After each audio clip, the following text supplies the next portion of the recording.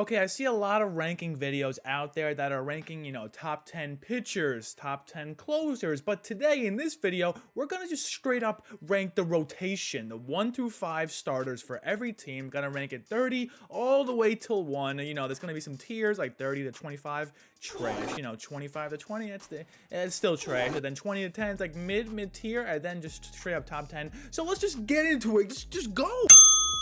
Number 30, I have the Baltimore Orioles. The only thing to note about the Orioles is they have John Means. He's pretty good, but other than that, it's just 4 straight up trash cans. Then we have the Pittsburgh Pirates at number 29, and the only saving grace for the Pirates that doesn't make the number 30 is that they acquired Zach Thompson, who I think is actually a pretty good prospect on the up and coming, but other than that, trash cans. 28, we have the Colorado Rockies, and the only reason they're 28 and not 30 is because they're in a very hitter-friendly ballpark, so their ERAs and whips will be inflated. I think Yerman Marquez and Antonio Senzatello are pretty good, but they did lose John Gray, so yeah, Rockies stink. 27, Rangers, they did acquire John Gray. He was on the Rockies, so his ERA and whip were inflated, like I said, so maybe in a pitcher-friendly ballpark, he's gonna be a better starter. Everybody else is just utter trash cans. Maybe John King, he's the exception. Number 26, the Kansas City Royals. So the Royals just acquired Zach Greinke, but they did lose Danny Duffy, a savage starter, and I guess they have some middling starters like Brady Singer and Brad Keller, but other than that, trash cans. Number 25, at the Cincinnati Reds, we have Luis Castillo, Vladimir Gutierrez, Tyler Mahle, and Mike Minor with no 5th starter confirmed. Luis Castillo had a really bad first half of the season, but he started to pick it up in the second half. So if he can keep that second half, Luis Castillo, they might be a better rotation than most people think. Tyler Mahle, very slept on. Vladimir Gutierrez, very trash. Mike Minor, mid. Okay, number 24, this is an interesting one. I have the Tampa Bay Rays. So the thing about the Tampa Bay Rays is that most of their starters don't go past like 4 innings, so most of them are just bulk starters. But they do have Shane McClanahan, flamethrower. They do have Corey Kluber. He's a veteran, tail end of his career. We'll see how that works out. They have Luis Patino. He's a flamethrowing prospect, but the only issue is he's going to be on an innings limit, so they're going to probably take him out of the rotation at some point. Josh Fleming, he's a good bulk starter, and Ryan Yarbrough, very slept on, but once again, they don't really pitch that many innings. Number 23, the Arizona Diamondbacks. So they have Madison Bumgarner, tail end of his career, just like Corey Kluber. Zach Gallen, he's been so unlucky, but he's a very good prospect still, and I still have high hopes for that man. I will still draft him in fantasy baseball. I really don't care. Merrill Kelly, he's pretty hit or miss. Taylor Widener, he hasn't really shown me enough yet to make him a very good starter. Tyler Gilbert and Luke Weaver, once again, they haven't shown enough yet, and Luke Weaver was really good, and then now all of a sudden he's trash. Number 22, I have the Minnesota Twins. So they start off with Sonny Gray and Dylan Bundy, 2 savage starters. If they're playing to their true potential, they do have ups and downs, but when they're ups, they're really ups, but when they're downs, they're really downs. They do have Joe Ryan, Bailey Ober, and Griffin Jacks. They're all young prospects,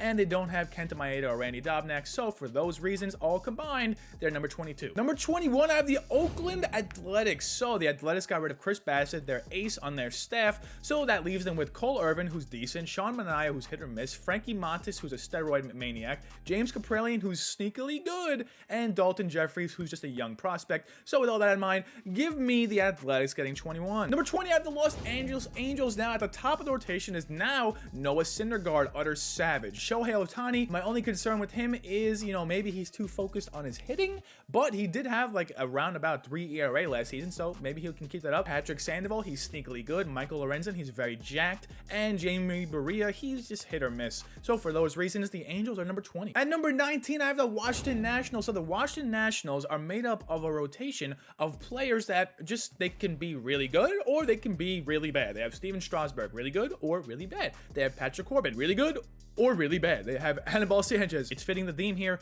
Eric Feedy, another one. But the only person that I have hope for is Josiah Gray. He is a young flame-throwing prospect. Only issue is he gives up a lot of runs because that's what young prospects who throw hard do. Number 18, I have the St. Louis Cardinals. We have Adam Wainwright. Could he be on a career renaissance? Only time will tell. He had a savage, almost Cy Young season last season. Jack Flaherty is back from injury, but can he not be injured this season? Only time will tell. Once again, Steven Matz, he's a very hit or miss pitcher. Dakota Hudson, he's a low-key savage, and Miles Mikolas, injury prone. So if none of these starters get injured, this could be a top 10 rotation, but with the injury thing looming around them, that's why they're 18. Number 17, the Boston Red Sox. So I had some trouble figuring out where to put the Red Sox. I had them 12, I had them 8, but now, I figured 17 was a good slot. They have Chris Sale, very injury prone. Nathan Uvalde, he had an outlier season last season. He was very good. I don't know if he'll keep that up or not. Nick Pivetta is very hit or miss. Tanner Houck, he's a very young prospect. And Rich Hill just doesn't pitch that many innings, and the fact that James Paxton is on the injury list and will not be in the rotation until at least the summer. If they stay healthy, they can be top 10. At number 16, I have the Seattle Mariners. Now, this might be a surprise because they did just sign Cy Young Robbie Ray. You might be saying, whoa, if they have the Cy Young, why are they not top 10? Well, let me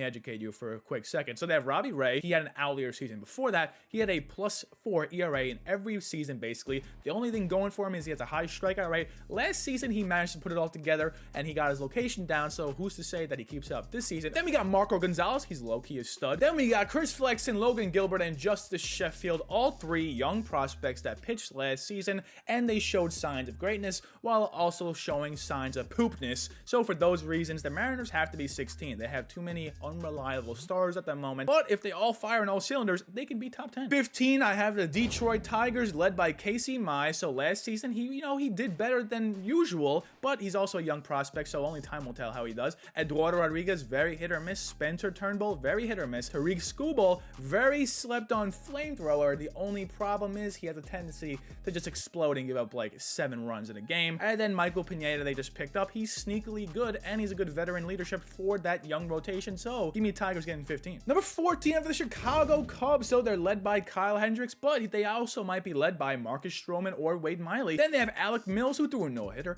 and they have Justin Steele, who's, meh. So they have 3 starters that could be 3 ERAs or they could be 6 ERAs. And then we have Alec Mills. Yeah, he threw a no-hitter, but and then we have Justin Steele, no. Now, number 13, this is going to be controversial only because I don't know if Trevor Bauer is going to be in the rotation. So I have the Dodgers at 13. They have Walker Buehler, Cy Young candidate. Clayton Kershaw, Cy Young candidate. Julio Rice, sneaky Cy Young candidate. Tony Gonsolin, he's very hit or miss. And Andrew Heaney, just a straight up trash can. So for those reasons, the Dodgers at 13. Number 12, I have the New York Yankees. So the Yankees have Garrett Cole, Cy Young candidate. Jordan Montgomery, he's sneakily good. Luis Severino, he's very injury prone, but this might be his first complete season, and he just might be the Cy Young as well. Nestor Cortez, he's sneakily good, and Jameson Taillon, he's hit or miss. So for those reasons, Yankees are 12. Number 11, I have the Houston Astros. We have Lance McCullers. Could this finally be his breakout season? He was good-ish last season, so maybe he will. Justin Verlander, they just re-signed. I think I might have the Astros a little too high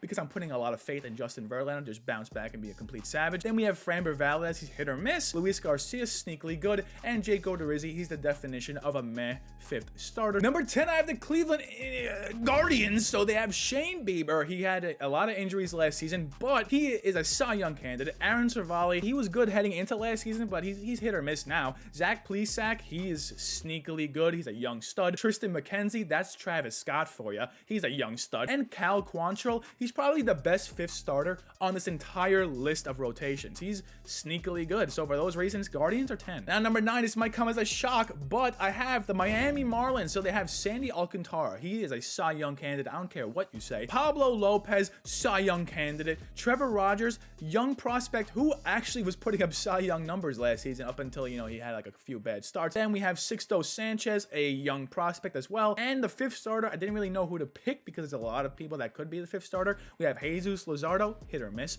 Edward Cabrera, MLB The Show savage. Eliza Hernandez, he could have a good start, could not. Number 8, I have the Chicago White Sox. So yes, they did get rid of Carlos Rodon, who was a Cy Young candidate, but they're still stacked. They have Lucas Giolito, complete stud. Dallas Keuchel, he's hit or miss. Dylan Cease, could he finally have found his groove? Only time will tell. Lance Lynn, he almost won Cy Young last season. And Reynaldo Lopez, he's hit or miss. I'm going to revert back to Lucas Giolito for a second. He did have a down season last year, but he does have high strikeout rates, and I think it's just a matter of him finding the target for him to be a Cy Young candidate. Number 7, I have the Philadelphia Phillies. So they have Zach Wheeler, complete stud, Cy Young candidate. Aaron Nola, complete stud, Cy Young candidate, but he does tend to have stretches where he just gives up 5 runs for 5 straight games, and that always taints his ERA and whip. Then we have Zach Eflin, he's hit or miss. Kyle Gibson, he was low-key a stud on the Rangers when he had to go up against powerhouses like the Astros and the Athletics and the Mariners. He was putting up good numbers, so Kyle Gibson, he's pretty good. Ranger Suarez, he is is low-key another savage. He led me to my fantasy championship last season. So if he can keep that up, Phillies might even be like top 3. Number 6, I have the Atlanta Braves. So the only thing about the Atlanta Braves is they're missing Mike Soroka for a majority of the season. If they had Mike Soroka, they would probably be number 3, maybe number 2. So they have Max Fried. He did have a down year,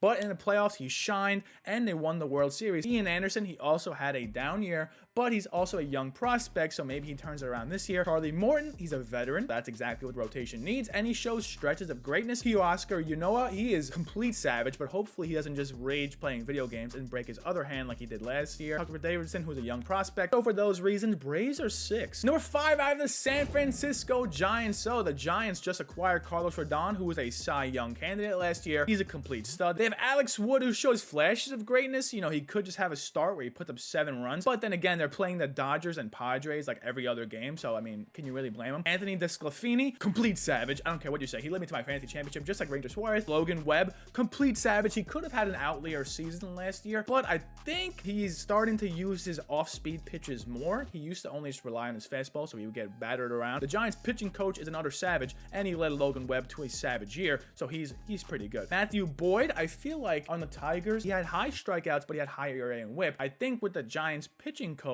he might actually be very good this year. So for those reasons, Giants are number 5. Number 4, I have the San Diego Padres. So the thing about the Padres is a majority of the starters on this list were not that good last year, but on paper, this rotation has what it takes to just be number 1 overall in the league. We have Yu Darvish, he had a down year. Blake Snell, we know what he did on the Rays, but he didn't do it last year. Hopefully he can do it this year. Joe Musgrove, he threw a no-hitter last year. The first in Padres history. He is a complete stud. He might have had an outlier season last year. He wasn't really that good on the Pirates beforehand, but if he keeps it up from last year, who knows? And we have Mike Clevenger. He was injury riddled last year, but don't forget about this man. He's a complete savage. He could be the number 1 starter on this rotation. And last but not least, Chris Paddock, the 5th starter in this rotation. If Chris Paddock lives up to his true potential and finds his location and doesn't give up too many runs, he is by far the best 5th starter in any of these rotations. So give me the Padres at number 4. Okay, at number 3, I have the Milwaukee Brewers. So the thing about the Brewers is they have 3 complete studs and then 2 like meh starters. So that's the only thing preventing them from being like number 1. Their trio of starters are Brandon Woodruff, Corbin Burns, and Freddie Peralta. All could win the Cy Young respectively. They all have sub-3 ERAs, 200 plus strikeouts. When they pitch, you have to slam the under. Then we have Adrian Hauser, he's like okay, and Eric Lauer, he's hit or miss. So if they can get their things going, this is gonna be number 1 rotation in baseball. That leaves us with 2 teams. That's the Mets and that's the Blue Jays. So I was gonna put Mets first, but I didn't want to be accused of being a homer. So the Mets are number 2. So let me just break this down real quick. So the Mets have Jacob deGrom and Max Scherzer, the 2 by far best pitchers in baseball right now. So for that reason alone, they should be number 1, right? But I don't know. They have Carlos Carrasco, he's hit or miss. Taijuan Walker, he was in the All-Star team last year and then completely pooped his pants for the second half of the season. Hopefully we see first half 2021 Taijuan Walker and not second half Taijuan Walker. They picked up Chris Bassett, the ace of the Athletics, another savage. So they have 3 savages, 2 of the best pitchers in baseball, and they have 2 people that we don't really know how they're going to play. Number 1, I have the Blue Jays. So they have Hyunjin Ryu, Jose Barrios, Kevin Gausman, Alex Manoah, and Yusei Kikuchi. So any one of these 5 people